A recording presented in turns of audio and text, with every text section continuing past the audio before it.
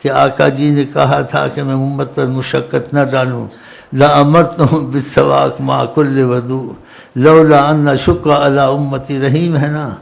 کہتے ہیں میں مشقت نہیں ڈالنا چاہتا ہوں، حکم نہیں کرتا ہوں، لیکن مسواک کو بہت پسند کرتا ہوں، اگر کوئی ہر نماز میں چاہتا ہوں کہ اس کی مسواک کی جائے، ایسے کہا، لیکن حکم نہیں کیا۔ آپ مسواک ہر کو جیب میں رکھتے ہیں،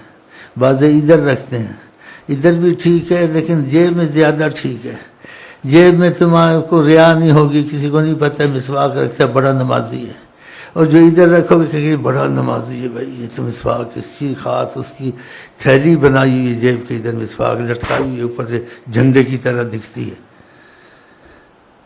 اچھا ہے لیکن اس میں ریا کا خطرہ ہے۔ عبادت جتنی چھپی ہو، انسان کی حالت عبادت والی جتنی چھپی ہو مخفی ہو اتنا اچھا ہے، جتنی اس کی عبادت ظاہر ہو، مسواک ظاہر کرتا ہے، نفل لوگوں کے سامنے شروع کر دیتا ہے، مجبوراً پڑے تو اور بات ہے، لیکن چھپا چھپا کے کرتا ہے، اتنی اس پر رحمت خدا کی زیادہ ہوتی ہے۔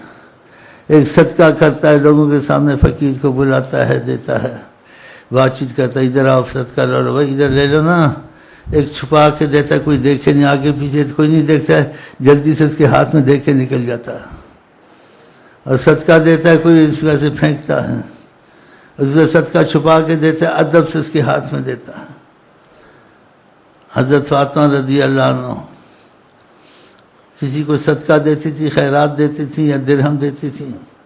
تو درہم پہ عطر لگاتی تھی، پھر اس کو ادب سے دیتی تھی، اور کہتی تھی حضرت فاطمہ، آقا سیدنا عظیمنا محمد مصطفیٰ سے سنا ہے، صدقہ پہلے اللہ کے ہاتھ میں جاتا ہے پھر فقیر کے ہاتھ میں جاتا ہے۔ تو صدقے کی بڑی اہمیت ہے، ہر وقت نکالا کرو، کوئی مصیبت آئے بھی نکالو، نہ آئے مصیبت نکالو، مصیبتوں سے بچا رہے گی، آخرت میں تمہارا تحفہ رہے گا وہاں۔ تو اللہ تعالیٰ کرے ہم آقا جی سے اس طرح سے چلیں، ان کی ہر باتوں کو پسند کریں، پھر محبت کریں، پھر محبت کے بعد جو تھوڑی بہت محبت ہے اس کو تیز کرنے کے لیے یہ نیت خوانی کریں، جس سے محبت میں کچھ تیزی آتی ہے، احساس جاگتے ہیں۔ عمل کے بعد اگر وہ عمل نہ کرے، محبت کا اظہار کرے، تو یہ تو پھر منافقت ہو گئی نا، کہ اظہار کچھ کرتا ہے لیکن ان کی مرضی کے کام نہیں کرتا، اپنی مرضی پہ چلتا ہے۔ تو یہ محبت سچی ہوئی یا محبت بیکار ہے؟ بیکار ہے، بولتا ہے، نیت پڑھتا ہے، باتیں کرتا ہے، لیکن جو وہ چاہتے ہیں نہ گھر میں کرتا ہے نہ باہر کرتا۔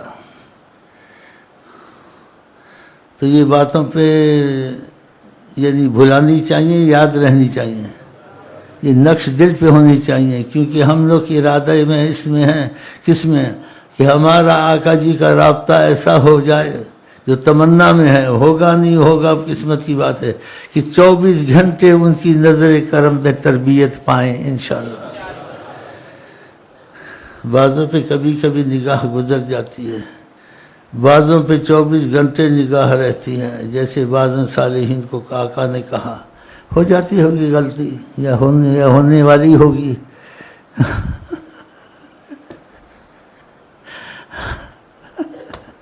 تو ان کو کہا آقا نے، خیال سے رہا کرو کہ ہر وقت نگاہ میں رہتے ہو۔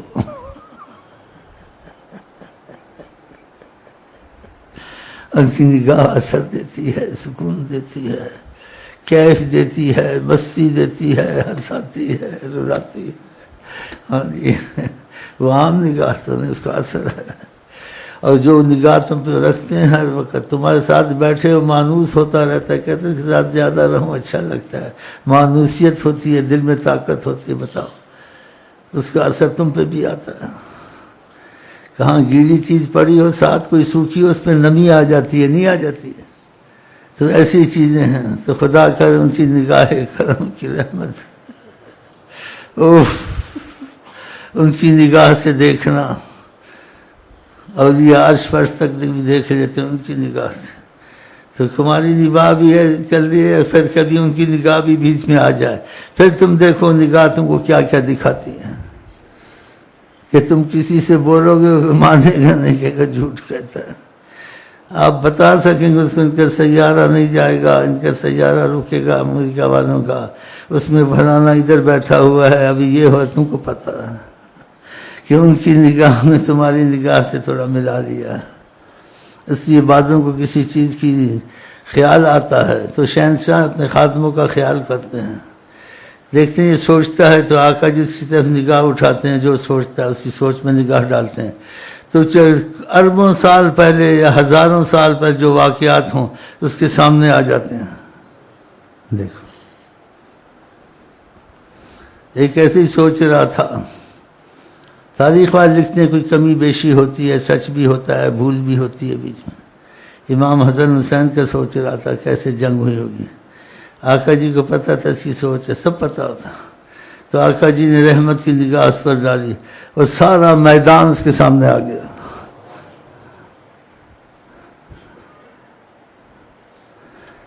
بعد میں کیا ہوگا، دنیا میں کیا ہوگا، ہزاروں سال بعد پہلے کیا تھا، اگر آپ کے دل میں آئے گا، ان کو پتہ ہوتا ہے یہ خادم ان سے محبت کرتا ہے، اس کو یہ سوچتے کیا ہوگا، نہ اس کو اخبار پڑھنے کی ضرورت ہے، نہ کسی مولوی سے پوچھنے کی ضرورت ہے، وہ چیزیں اس کے سامنے آ جاتی ہیں۔ کسی نے کسی اہل طریقے سے پوچھا، اس پر کرم اکثر رہتا تھا،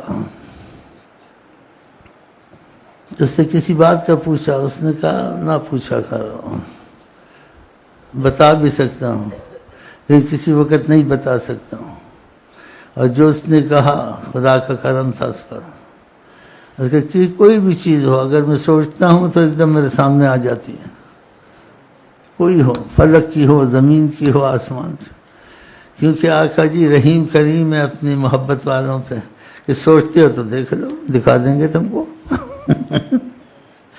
تو وہ بڑی سچی حقیقت ہوتی ہے، اور جو کتابوں میں لکھتے ہیں اس میں کمی بیشی غلطیاں بھی ہوتی ہیں، ہوتی نہیں ہوتی ہیں، اس میں نہیں ہوتی۔ تو بہرحال یہ بھی میں نے محبت کے تقاضے کیا کہ تمہارے صنم میں کون سا کمال موجود نہیں ہے۔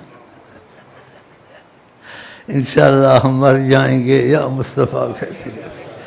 تو خدا کرے ان کی مرضی پر ہماری مرضی ہو جائے، اور بیچ میں جو ہم سے غلطیاں ہوتی معافی مانگتے جائیں تو انسان آہستہ آہستہ مضبوط ہو جاتا ہے، بیمار ایک دم ٹھیک نہیں ہوتا، آہستہ آہستہ ہو جاتا ہے، اگر وہ دوائی پرہیز جاری رکھے، ہاں تو پرہیزیں کرتے رہیں، دوائیں کھاتے رہیں، گناہ ہوتے تو توبہ کرتے رہیں، طائر زخموں سے گرا اس کو پھر سے اڑا۔ کیا مفہوم اس کا، کہ اگر تو چل رہا تھا طریقت میں، شیطان کے دباؤ میں آ گیا، نفس زنا ہو گیا، قتل ہو گیا، چوری ہو گئی، کوئی غلطی ہو گئی، مرہم لگا اس کو، توبہ کی طرف آ جا، استغفار پڑھ، صدقہ دے، گناہ سے توبہ کا، مرہم لگ گیا، پھر چل، گاڑی چلتی رہے گی۔ اور اگر اس پر تو نے ندامت کی کیوں ہوا، نیکی کیا فائدہ علیحدہ، گناہ تم کو نیکی سے زیادہ فائدہ دیں گے، کیونکہ تم کو اندر تشویش ہو گئی اور تم رونے لگ گئے اور جلنے لگ گئے، کیوں ہوا، عظمت تھی تمہارے دل میں خدا کی،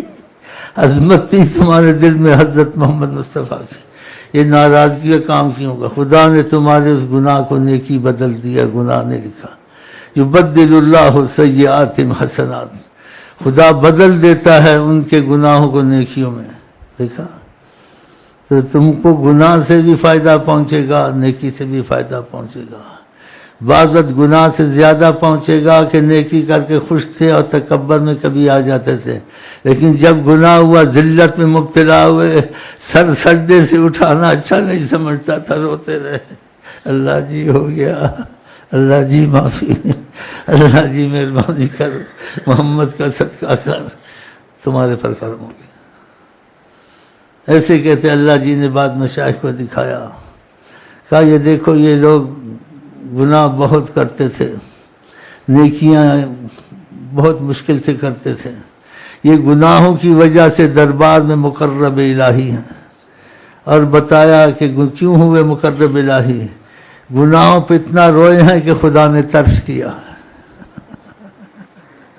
کہ روتے رہیں اور سوچتے رہیں، اور خدا کرم کے دروازے کھولتا رہا۔ ہاں مومن سے بھی گناہ ہوتا ہے، فاسق سے بھی ہوتا ہے، فرمایا فاسق سے گناہ ہوتا ہے، اس کے اندر عظمت نہیں ہوتی، لاپرواہ ہوتا ہے، جیسے مکھی بیٹھی اڑ گئی، آقا فرماتے ہیں۔ اور مومن سے بھی گناہ ہوتا ہے، فرمایا پریشان ہو جاتا ہے جیسے پہاڑ کے نیچے آ گیا ہے، رونا شروع کر دیتا ہے ایسے ہوتا ہے۔ تو ان سے خدا محبت کرتا ہے، ان اللہ یحب التوابین، سچی توبہ کے آئندہ نہیں کریں گے تو اللہ ان کی توبہ میں رحمت اتارتا ہے۔ اور جو زیادہ روتے ہیں، نہیں کرنا چاہتے ہیں، تو آقا جی نے کہا اللہ تعالیٰ کہتے ہیں یہ سچی توبہ کرتا ہے لیکن اس سے ہو جاتا ہے، پھر اللہ تعالیٰ اس کو کیا فرماتے ہیں، فَلْيَفْعَلْ عَبْدِي مَا يَشَاءُ، میرا بندہ جتنے بھی گناہ کرے، جو بھی گناہ کرے، اس کو معافی ہے، یہ نیت نہیں رکھتا، اس سے ہو جاتا تو میرا خیال ہے اور یہ حقیقت ہے، ہم زیادہ آقا کی طرف مائل ہو جائیں تو ہماری تمہاری بہت بچت ہے، کہ زیادہ ان کی محبت کی باتیں پسند کرنا، ان کی چاہت کے کام کرنا، اور نفلوں کو پسند کرتے تھے، نفلیں پڑھنا، گھر میں نفل کی جگہ بنانا، جسے فرمایا لا تجعل بیوتکم قبورا، اپنے گھروں کو قبرستان مت بناؤ، اس میں جگہ رکھو، ایک جگہ مخصوص جس میں نفل پڑھا کریں، یہ آقا جی نے کہا ہے کہ جعلت قرۃ عینی فی الصلاۃ، میری آنکھیں ٹھنڈی ہوتی ہیں جب میں نماز پڑھتا ہوں، خدا کر یہ آپ کو، ہم کو بھی نعمت نہ، جب نماز پڑھیں تو ہمارے دل میں ٹھنڈک محسوس ہو اور ہم نماز سے محبت کریں، فرض بھی پڑھیں، ساتھ سنتے بھی پڑھیں، وتر بھی پڑھیں اور نفل کا اضافہ کریں۔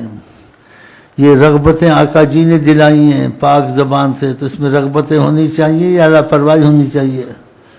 فرمایا میرا بندہ نفلوں سے زیادہ قریب میرے ہوتا ہے فرضوں کے بعد،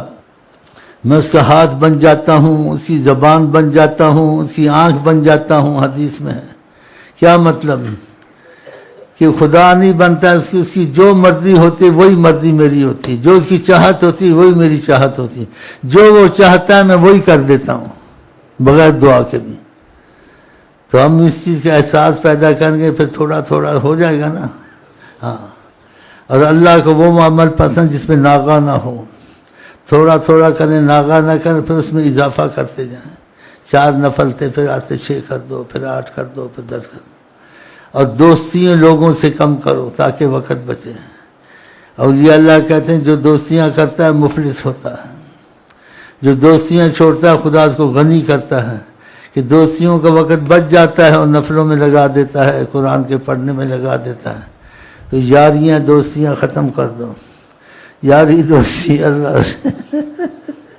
اور پھر حضرت محمد مصطفیٰ، بولو انشاءاللہ۔